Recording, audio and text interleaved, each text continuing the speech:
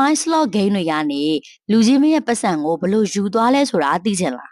တစ်ချက်ကိုစောမဲ့ slot game မှာ RTP 96ရာခိုင်နှုန်းနဲ့အထက်ရှိနေတယ်ဆိုလို့ရှိရင်တော့နိုင်ကြီးများတယ်လို့ထင်ကောင်းထင်လိမ့်မယ် RTP ဆိုတာကိုနားလည်လွယ်အောင်ပြောရမယ်ဆိုလို့ရှိရင်ကစားတဲ့အကြိမ်ကြီးများလာတာနဲ့အမျှကစားတဲ့လူကိုအဲ့ဒီ software ကနေပြန်ပေးတဲ့ငွေပမာဏကိုပြောတာပါဒါပေမဲ့ဒီ RTP ဆိုတဲ့ရလက်ကကြတော့အကြိမ်ပေါင်းရာချီသိန်းချီတန်းချီကစားပြီးမှရလာမယ်ရလက်မျိုးဆိုလိုတာကကိုဂိမ်းဆောနေတဲ့10မိနစ်အတော်အတွင်းမှာကိုထည့်လိုက်တဲ့ပတ်စံက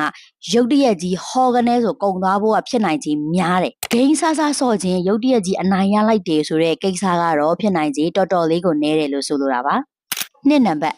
RNG လို့ခေါ်တာလေအရေးကြီးတယ်သူ့ရဲ့မှအထိပ္ပယ်ကကြတော့စာပန်းနံပါတ်တွေထွက်လာအောင်လုပ်ပေးတဲ့ပုံစံမျိုးကံညာဝရိယအားသွန်ခွန်ဆိုင်စိုက်ထုတ်ပေးမဲ့လို့လေအောင်မြင်မှုမရနိုင်တဲ့အလုပ်တွေထဲမှာဟိုက်ဆလော့ဂိမ်းဆိုတာလည်းပါတယ် RNG လို့ခေါ်တဲ့နံပါတ်တွေကဘလောက်ပဲစူးစားပန်းစားပဲလှဲ့ဆော့သူကြချင်တဲ့နံပါတ်ကိုကြပေးတာအဲ့လိုမျိုး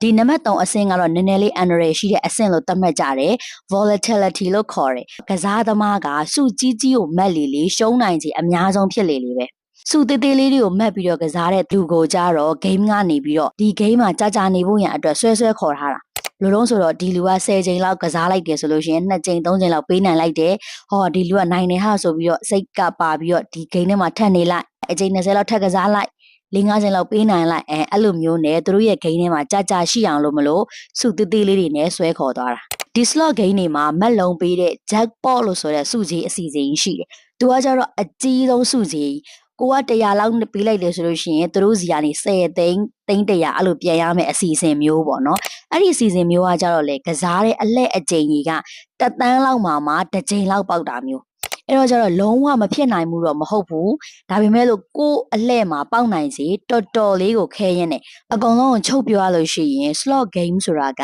game ပိုင်ရှင်အတွက်ပဲရေရှည်မှာပိုကောင်းသွားတာကစားသမားတွေအတွက်ကကြတော့ရေရှည်ဆော့လေ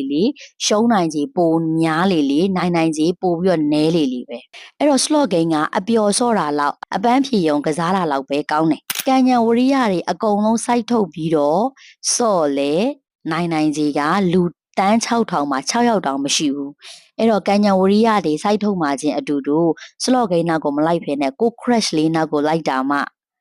ပြန်ချစ်နိုင်ဖို့ရာခိုင်နှုန်းပိုများပါတယ်ဗီဒီယိုလေးဆုံးနေကြည့်ပေးလို့ကျေးဇူးအများကြီးတင်ပါတယ်ဒီနေ့တော့ဒီလောက်ပါပဲရှင်ဘိုင်ဘိုင်